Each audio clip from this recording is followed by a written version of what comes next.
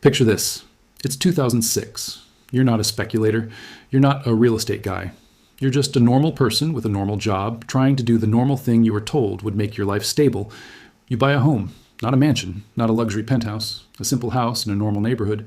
You sign the mortgage papers, you feel the weight of it, and then you feel the relief, because you've made it. You're inside the system. You're doing what responsible adults do. Fast forward. It's 2026.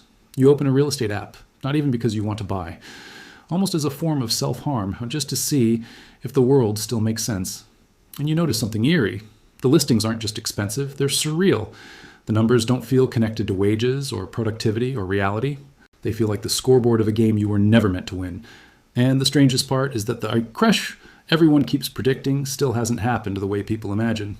There hasn't been one clean moment where the balloon pops and the world resets neatly. Instead, you're living inside a slow squeeze, a life where the price of everything rises. The cost of money rises, the stress rises, and the future shrinks. So you ask the question everyone is asking, out loud or silently. If this is a bubble, why won't it pop? And that leads to a more dangerous question. What if the next crash doesn't look like 2008? What if the next crash is worse? Not because it's louder, because it's deeper, because it doesn't just hit prices. It hits the operating system underneath society, credit, jobs, renewals, rents, taxes, and the psychological belief that housing is safe. That's what we're talking about today, the housing reset. Why the next crash won't look like 2008, and why it'll be worse. To understand this, we have to rewind to 2008. Not the memes, not the simplified story, but the mechanism. Because 2008 wasn't a housing crash. Housing was the stage, credit was the actor. And the defining feature of 2008 wasn't just falling prices. It was a sudden freeze, a sudden stop in trust, a sudden realization that the promises inside the financial system were built on assumptions that weren't true. In that crisis, the system broke quickly because it had a weak link, subprime, bad underwriting, teaser rates, no-doc loans, loans issued to people who could never pay once the low introductory payments ended. That created a concentrated failure at the bottom of the credit pyramid. And because it was concentrated, the narrative was easy. They pointed at a villain, irresponsible borrowers, greedy lenders, reckless Wall Street packaging. The story fit on a bumper sticker. But here's what happened after 2008. The system didn't abandon housing as a central engine of wealth. It doubled down. It protected housing. It financialized housing even more. It trained an entire generation to believe a new myth. The government will never allow housing to fall. And that is the myth the next reset is going to destroy. Because governments don't allow housing to fall.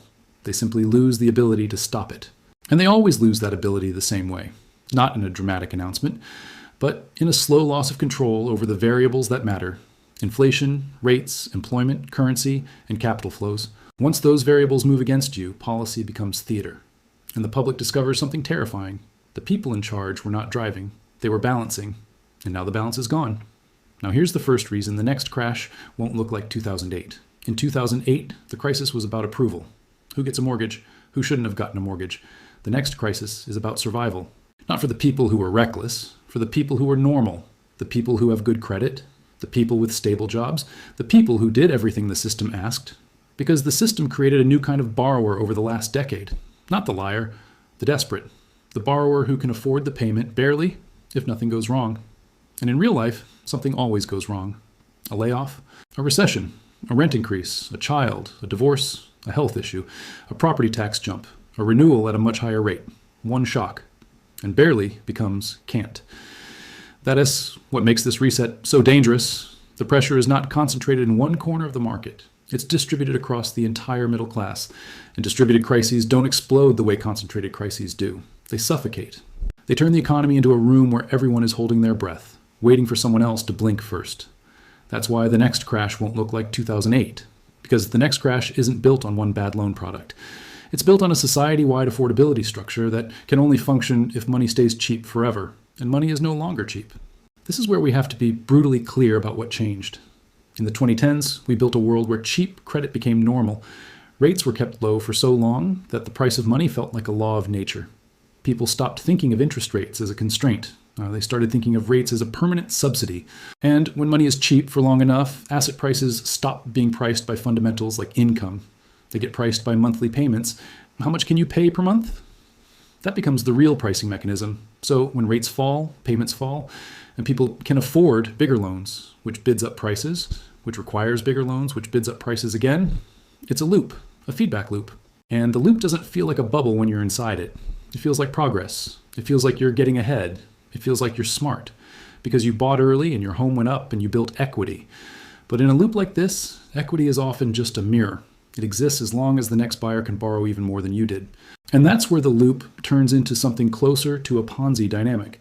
Not because one person is stealing money, but because the system pays the earlier participants using the debt capacity of the later participants. It requires permanent expansion. And permanent expansion eventually hits a wall. That wall is the cost of money. The wall is interest rates. The wall is incomes that can't keep rising fast enough. In 2008, the wall was hit by a credit accident. This time, we are hitting the wall because the entire era of free money is ending. And when an era ends, it doesn't end cleanly. It ends with confusion. It ends with denial. It ends with a slow, grinding transition where the old rules still exist in people's minds, but no longer exist in reality. That's what a reset is. A reset is not a crash in prices. It's a crash in assumptions. And the biggest assumption of the last 15 years is that housing is safe because the system will protect it. So what does a reset actually look like in housing? It looks illiquid. It looks like transactions are collapsing. It looks like volume dying. It looks like a market that doesn't clear. Because houses are not stocks. Stocks reprice instantly.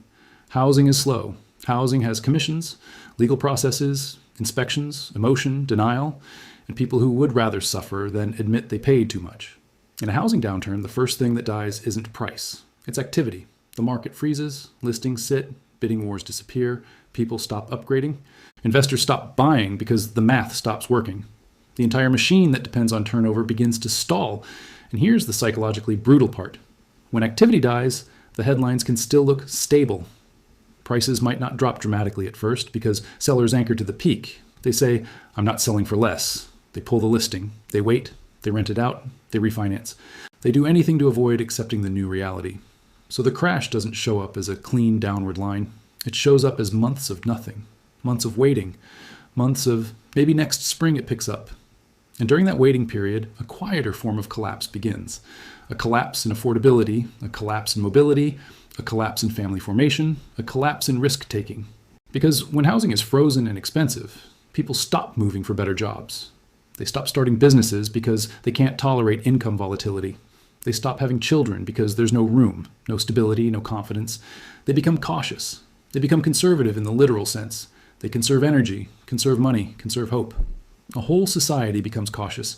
That's what makes the reset worse than 2008. In 2008, you had an event. In a reset, you get a mood. A decade-long mood. A slow-motion pressure that changes how people live. Now we have to talk about the hidden timer inside the system. The timer isn't housing prices. The timer is renewals. In many markets, a huge portion of homeowners locked in mortgages at extremely low rates. 2%, 3%, sometimes even lower depending on the country and the period. Those mortgages looked safe. They felt safe. But they were safe only inside the cheap money era. When those loans renew into a world of 5% or 6% or higher, something simple happens that most people don't calculate emotionally. The payment doesn't just rise a little. It can jump violently. And the cruel part is that nothing about the home changed. Nothing about your job changed. Nothing about the bricks changed. Only the cost of money changed, which exposes the truth that was always there. The price wasn't supported by wages. It was supported by leverage. And when leverage gets more expensive, the entire market ceiling gets lower. This creates the next mechanism, forced adaptation. Not necessarily forced to sell right away. First, forced cutting. People cut spending to protect the mortgage. They stop traveling. They stop eating out. They stop buying cars. They stop renovating. They stop donating. They stop taking risks. The consumer economy slows, then come layoffs. And once layoffs rise, mortgage stress turns into default stress. And only then do you see forced selling. So the housing crash doesn't begin with housing. It begins with consumption. That's another reason it won't look like 2008.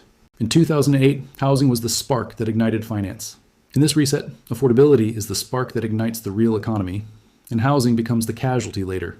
And because housing is tied into everything, once it becomes a casualty, the shockwaves move in every direction. Banks become cautious, credit tightens, businesses can't borrow, construction slows, municipal revenues shrink. Governments face deficits. They try to stimulate. But in a high inflation, geopolitically fractured world, stimulus isn't clean anymore. In 2008, the world had a deflationary backdrop. Globalization, cheap goods, stable supply chains. Central banks could slash rates and flood liquidity without immediately triggering supply-driven inflation. Today, the world is different. Supply chains are fragile. Energy is politicized. Trade is weaponized. Shipping routes can be disrupted. Geopolitics injects friction into everything, which means inflation is harder to kill and easier to revive. So central banks are trapped. If they cut rates too quickly, inflation can reaccelerate and the currency can weaken, making imports more expensive, pushing prices up again. If they keep rates high too long, the debt structure breaks. And modern housing markets are debt structures. That is the heart of the reset. The system is trapped between inflation and debt, between the cost of living and the cost of money. In 2008, the crisis was a blowout in one part of the system. Today, the entire system is pressurized. It's not one weak pipe. It's the whole building. And that changes the nature of the crash. It becomes political. Because the moment housing stops going up, society has to confront a taboo. For years, housing appreciation has functioned like a social policy, a private welfare system. People use their home equity as their retirement plan, as their emergency fund, as their children's inheritance, as their sense of security. Governments quietly encourage this by protecting housing prices and restricting supply. So when housing stops appreciating, the public doesn't just lose money, they lose the story. They lose the narrative that the system rewards patience and responsibility. And when you lose the narrative, you get angry. You get polarization. You get scapegoating. Because people need a villain. And in a reset, there isn't one villain. There is only the structure. A structure that benefited those who owned assets early and punished those who arrived later. A structure that told young people to work hard, while the real wealth came from simply being positioned on the right side of an asset boom. That is where the reset becomes dangerous. Because the conflict is not just economic, it's generational. Owners versus renters, older versus younger, insiders versus outsiders, people who are locked in cheap assets versus people who are priced out forever. And once that conflict hardens, the country changes. People stop trusting institutions. They stop believing the official statistics. They stop believing the promises. They stop investing emotionally in the future. And that is the real meaning of worse. Worse doesn't mean a bigger red candle on a chart. Worse means a longer erosion of social cohesion, a longer erosion of optimism, a longer erosion of the belief that the future will be better than the present. That belief is the true asset of a healthy society. And housing is currently eating it. So where are we right now in the reset timeline? We're past the first stage. The first stage is denial, where prices rise and everyone believes it's normal. We're in the second stage, affordability collapse and volume collapse. You can see it in the emotional tone of conversations. People aren't excited about housing anymore. They're anxious. They're exhausted. They're bargaining with reality. They're saying things like, maybe rates will go back down, the way someone says, maybe the doctor's wrong. Then comes the third stage, quiet forced selling. Not mass foreclosures on day one, quiet events, divorces, deaths, job relocations, investors who can't carry negative cash flow, owners whose renewals force a payment increase they can't absorb. And when those quiet events accumulate, the market begins to clear at lower prices. But because the process is slow, it doesn't feel like 2008. It feels like a long disappointment, a long grind down, a long plateau where the nominal price might not crash instantly, but the real burden keeps rising because the monthly payment is still high, because taxes are still high, because insurance is rising, because maintenance costs rise with inflation, because utilities rise, because everything rises. This is what people don't understand about resets. In a reset, you can get flat prices and still get a crisis. Because flat prices in an inflationary world are falling prices in real terms. And a flat price with high rates is still unaffordable, which means society doesn't get relief, it stagnates. Now here's the part that makes people uncomfortable. If you're waiting for a crash like 2008 to save you, you may be waiting for the wrong thing. A reset doesn't necessarily gift you bargains. It can trap you in uncertainty. It can make banks stricter. It can make down payments harder. It can reduce liquidity. It can reduce job security. It can create a world where prices are lower but credit is tighter, so access doesn't improve as much as you hoped. That's what happened after many housing busts. The people who buy at the bottom are not the people who simply waited. They are the people who still have income, liquidity, and approval when the system tightens. Which means the reset often transfers property from over-leveraged households to better capitalized players. Institutions, cash buyers, large investors, people who weren't forced to sell. That's the wealth transfer nobody talks about. In 2008, the wealth transfer was obvious after the fact. Distressed assets bought cheap by those with capital. In the next reset, it can happen more quietly and more systematically because we have professionalized the business of buying distress. The moment you have a housing system where institutional players can scale purchases, a downturn is not just a crisis, it's an acquisition opportunity. And that is another reason the reset can be worse, because it can produce a society where ownership becomes more concentrated, not less. So what do you watch for? Not just price drops. The real indicators of a reset are these: a sustained collapse in sales volume, a sustained rise in days on market, a rise in forced listings, estate sales, investor liquidations, distressed sales, a tightening of credit standards, a rise in unemployment in housing-linked sectors, construction, real estate services, consumer durables, a rise in delinquency rates, a rise in household insolvencies, and, most importantly, a shift in narrative. The narrative is the last domino. When the public stops saying housing always goes up and starts saying housing is risky, behavior changes. And when behavior changes, the market resets. That is the exact moment the system loses its magical protection. Because housing is not protected by law, it is protected by confidence. And confidence is fragile. So let's ask the most important question. If this reset is coming, why hasn't it already happened? Why are we still here? Why do prices still look high in many places? Why hasn't the floor collapsed? The answer is that the system is still doing what systems do when they're trapped. It's stretching time.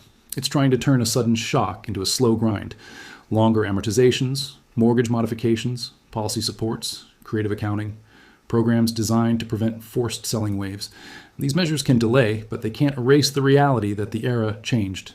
They can slow the unwind, but they can't stop it if the fundamental constraint remains. The cost of money is higher, and higher cost of money means lower maximum prices, because buyers are constrained by payment. This is math, not ideology. Which brings us to the end of part one of the story. The story so far is simple. 2008 was a crash driven by one weak link and a sudden loss of trust. The next event is a reset driven by a structural affordability squeeze and a long, slow loss of assumptions. It won't look like 2008 because it won't be a single moment.